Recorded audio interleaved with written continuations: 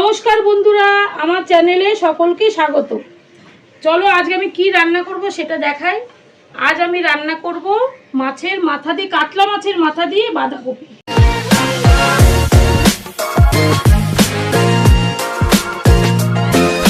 এই বাঁধাকপিটা রান্না করতে আমি নিয়েছি কাতলা মাছের বড় একটা, কিন্তু কাতলা মাছের মাথা। আচ্ছা, নিয়েছি এখানে টুকরো করা আলু, টুকরো করা টমেটো, ক্যাপসিকাম, আদা, কাঁচা লঙ্কা, শুকনো লঙ্কার গুঁড়ো, জিরে ধনের গুঁড়ো, আর এখানে গোটা গরম মশলা আর তেজপাতা, আর লবণ, হলুদ, তেল, এগুলো তো লাগবে। চলো রান্নাটা তাহলে স্টার্ট করি। প্রথমে আমি মাছগুলোকে ভাজবো। বন্ধুরা, তেলটা গরম করে রেখেছি আগে থেকে, আর এর মধ্যে একটু লবণ দিয়েছি, কারণ এর ভিতরে এই কাতলা মাছের ভিতরে তেল থাকে, তো সেগুলো ফেটে গায়ে চলে আসে। সের জন্য আমি আগে তেল দিয়ে রেখেছি। কথা বলতে বলতে মা ভয় একবার নামিয়ে দেয়, একবার হাইপার হয়ে যায়, তেল ছিটছে। ওরে বাবা গো, তেল ছিটছে। কথা বলিস বলে তুই কথা বলিস না, কথা আমাকে বলতে তুমি বাধ্য করছো, এত আস্তে আস্তে কথা বলছো। ব্যাস, এবার একটা একটা করে মাছগুলোকে আগে ভেজে নিই। আর এদিকে আমি মশলাটা তৈরি করব। এই যে মশলাটা তৈরি করতে আমি নেব আদার টুকরো, কাঁচা লঙ্কা, আর নেব এই যে জিরের গুঁড়ো, ধনের গুঁড়ো, একটু টমেটো নেবো, পেস্টটা যাতে ভালো হয়। ব্যাস, এটাই পেস্ট করব। একটু জল দিয়ে দিই। গুঁড়ো করা তো, জিরে গুঁড়ো, ধনের গুঁড়ো, বেশিক্ষণ কিন্তু লাগবে না।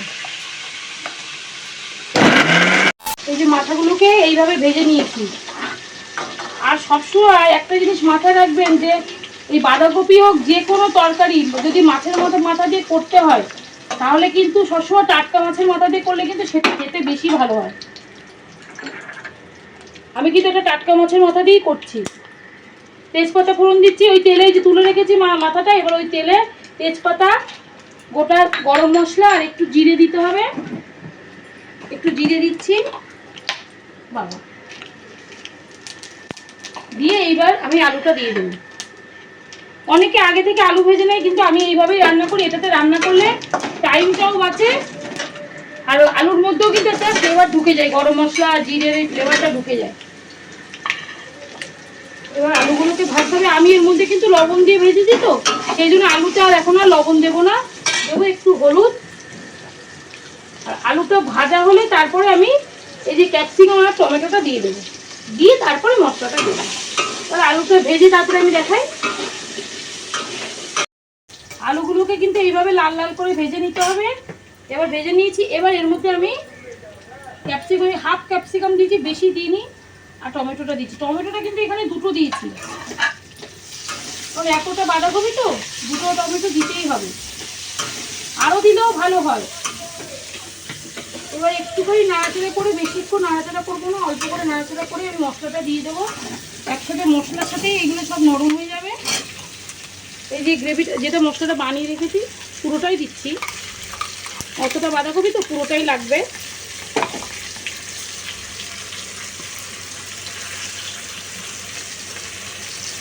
আর দিচ্ছি লঙ্কার গুঁড়ো।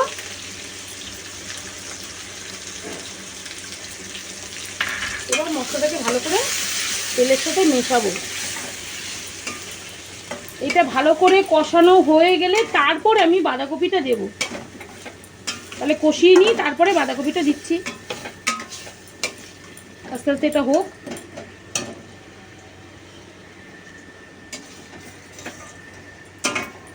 একটু সময় লাগবে এটা হতে, যতক্ষণ না তেল বেরোবে ততক্ষণ তো ছাড়া যাবে না।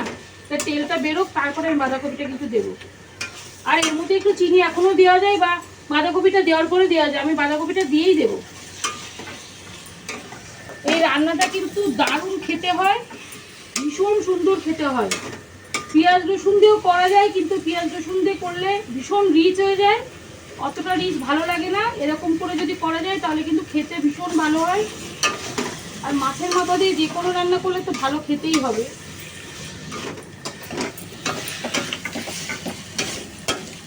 কালারটা কি সুন্দর এসছে।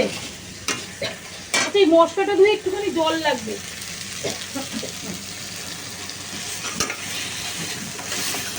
মশলাটা একটু পুড়িয়ে তলায় তো লেগে যাচ্ছে, একটুখানি মশলা ধুয়ে জল দিচ্ছি।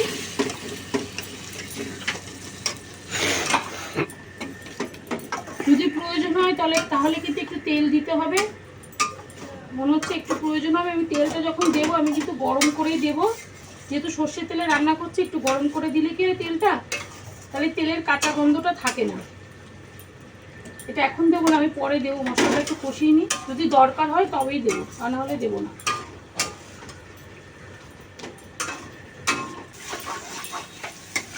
এইভাবে কষতে কষতে যতক্ষণ না তেল ছাড়বে ততক্ষণ কিন্তু বাঁধাকপি দেওয়া যাবে না। তেলটা এবার ছেড়েছে, আর আমার একটু তেলের প্রয়োজন হয়েছিল রান্না করতে করতে, তখন আমি একটু তেল গরম করে, সর্ষের তেল গরম করে দিয়েছি। আপনারা চাইলে সাদা তেলও দিতে পারেন, আমি যেহেতু সর্ষের তেলে রান্না করছি বলে পুরোটাই সর্ষের তেলে দিচ্ছি। এবার আমি বাঁধাকপিটা দিয়ে দেবো। বাঁধাকপিটা দেওয়ার পরে যদি একটুখানি পরে যদি কষানোর পরে যদি চিনিটা দেওয়া হয় না, তাহলে বাঁধাকপিটা কিন্তু তাড়াতাড়ি নরমও হয়ে যায়, আর যা জল ছাড়া ছেড়ে যায় বাঁধাকপি থেকে। আমি চিনিটা দিয়েই দেবো এখনই, একটুখানি মিশিয়ে নিই মশলার সাথে, এইভাবে মেশাতে হবে। এটা তো অফ সিজনের বাঁধাকপি, একে একটু যদি ভালো করে মশলা দিয়ে সুন্দর করে রান্না না করলে কিন্তু এই ধরনের বাঁধাকপি খেতে ভালো হয় না। আর এই রান্নাটাতে কিন্তু একটু তেলটা বেশিই লাগে। এবার আমি চিনিটা দিয়ে দেবো, এই যে এতটা চিনি দিচ্ছি, এখানে 2 চামচ মতো চিনি আছে।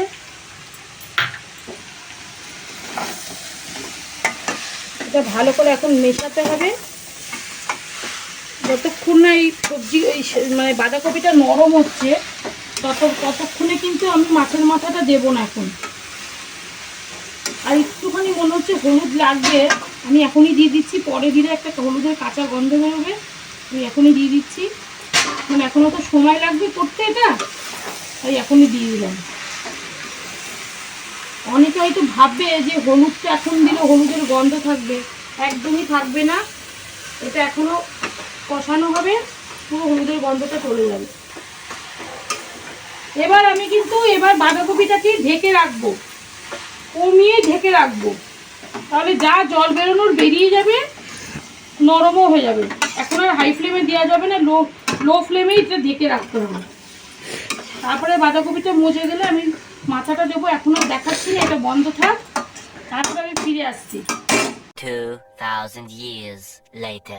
বাঁধাকপিটা ভালো করে মজে গেছে, এবার আমি এই বাঁধাকপির মধ্যে মাছের মাথাগুলো দিয়ে দেবো।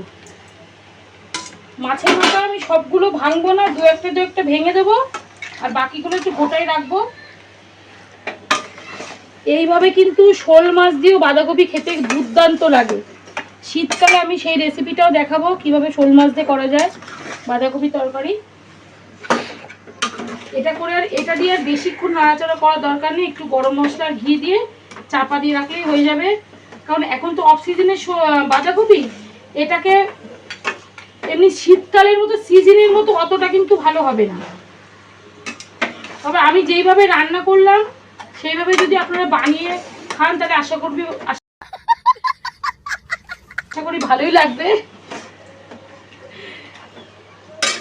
হাসলি কেন তুই? মিম যাবে এটা, আর মিম। এবার একটু এর মধ্যে গরম মশলা দেবো, সানরাইজ, আর চিনি দিয়েছি, চিনি আর দেবো না, দেবো একটু ঘি, বাস হয়ে গেল। ঘিটা দিয়ে ভালো করে নাড়িয়ে ঢেকে রাখবো, তাহলে আমার বাঁধাকপি কমপ্লিট।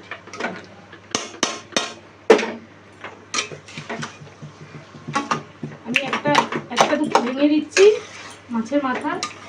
কাতলা মাছের মাথা দিয়ে কিন্তু বেশি ভালো হয় রুই মাছের থেকে।